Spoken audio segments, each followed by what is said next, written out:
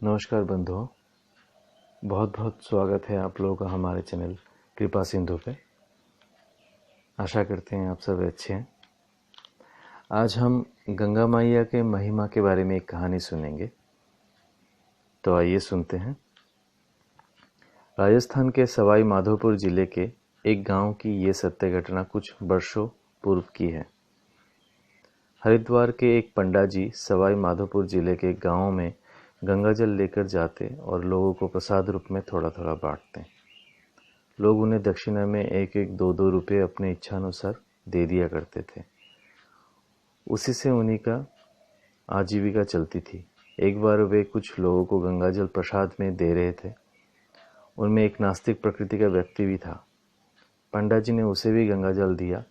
उसने सकुचाते हुए गंगाजल ले तो लिया, परंतु हाथ मुंह के पास ले जाकर चुपके से पीछे पीठ की ओर फेंक दिया। उसके ऐसा करते जब पंडा जी की दृष्टि पड़ी तब उनकी आंखों में आंसू आ गए और वे तुरंत ही हरिद्वार वापस आ गए। इस घटना से उन्हें इतना दुख हुआ कि वह गंगा किनारे बैठकर रोने लगे और कहने लगे, हे गंगा मैया, कलयुग में व्यक्ति तेरा अपमान करने लगे हैं।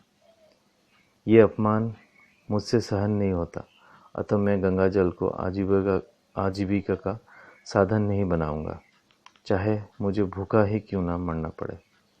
आजीविका का दूसरा धंधा भी मुझसे होता नहीं, अब क्या करूं। इस प्रकार अत्यधिक चिंतित होकर रोते रोते रात में घर आकर सो गए। उसी रात स्वप्न में उन्होंने देखा कि गंगा मैया आई और बोली, बेटा रोते क्यों हो? जिसने मेरा अपमान किया है वो व्यक्ति तेरे चरणों में आकर रोएगा। 2 दिन धैर्य रख। जब पंडा जी की निद्रा भंग हुई तो वे प्रसन्न मुद्रा में थे।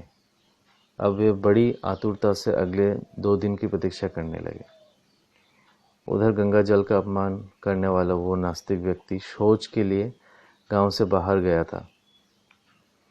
एक गाय अपने स्वभाववश वहां पहुंच गई। उस दुष्ट ने एक छोटा सा पत्थर उठाया और गाय के सिर में मार दिया। देववश गाय तुरंत मर गई।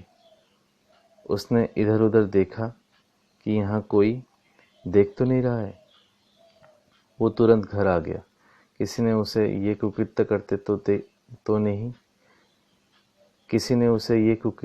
देखा तो नहीं, पर जब वो अपनी दुकान पर आकर बैठा तब उसके पास 10-5 व्यक्ति और बैठे हुए थे। अचानक उसने देखा कि वही गाय उठकर बाजार में आ गई। अपने पड़ोसी की गाय होने के कारण वो तुरंत उसे पहचान गया। वो विचार करने लगा कि अरे, ये गाय कैसे जीवित हो गई। उसने इस कौतूहल भरी घटना को पास में बैठे व्यक्ति को सुनाते हुए कहा, अरे भैयों, ये देखो, बड़े आश्चर्य की बात है। ये गाय मर गई थी लेकिन फिर जिंदा होकर कैसे आ गई। ये सुनकर वहां बैठे सभी लोग आश्चर्यचकित हुए। वह सभी लोग बड़े कौतूहल से पूछने लगे, ये कैसे हुआ। तब उसने सुबह की घटना जिक्र किया और घटना सुनाते हुए बीच में ही एक छोटा सा पत्थर का टुकड़ा उठाकर उस गाय के ऊपर फेंकते हुए कहा, ऐसे ही मैंने इसे मारा था। अभी ये वाक्य उसने पूरा ही किया था कि वो गाय सबके सामने देखते देखते बीच बाजार में मर गई। तुरंत ही ये चर्चा पूरे गांव में बिजली की तरह फैल गई। गांव वालों ने और जाति वालों ने कहा कि गोहत्या भयंकर पाप है। शास्त्र विहित प्रायश्चित करो, गंगा स्नान करो, कुछ ब्राह्मण भोजन कराओ और भागवत कथा आदि का अनुष्ठान करो, अन्यथा जाति से बहिष्कृत रहोगे। वो तुरंत चल दिया और हरिद्वार आया। पंडा जी तो गंगा मैया के स्वप्न के अनुसार स्टेशन पर इंतजार ही कर रहे थे। वो गोहत्यारा पंडा जी का चरण पकड़कर रोने लगा। पंडा जी भी पहचान गए कि ये वही गंगा जल का अपमान करने वाला व्यक्ति है। उस व्यक्ति ने रोते हुए पूरा विवरण सुना दिया कि मैंने गंगा जल का अपमान किया, जिससे मेरे द्वारा कल गोहत्या हो गई है। अब प्रायश्चित के लिए गंगा स्नान करने आया हूँ। पंडा जी ने गंगा तट पर आकर मंत्रों द्वारा गंगा जी का पूजन कराया तथा उसके प्रायश्चित के लिए गंगा मैया से प्रार्थना की। घर आकर उस व्यक्ति ने भागवत कथा, ब्राह्मण भोजन भी प्रायश्चित के लिए किया। इस प्रकार गंगा मैया का अपमान करने के कारण उसे यह दंड प्राप्त हुआ। शास्त्रों में गंगा मैया की महिमा का अनंत वर्णन है। इसका जल अत्यंत निर्मल एवं पापनाशक है।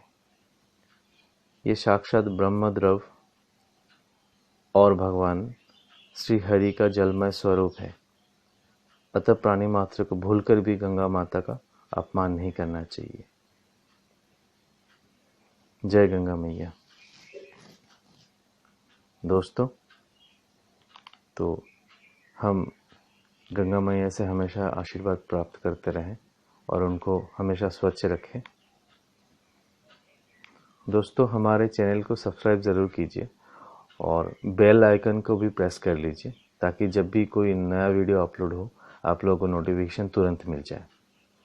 अच्छे रहिए, खुश रहिए। धन्यवाद।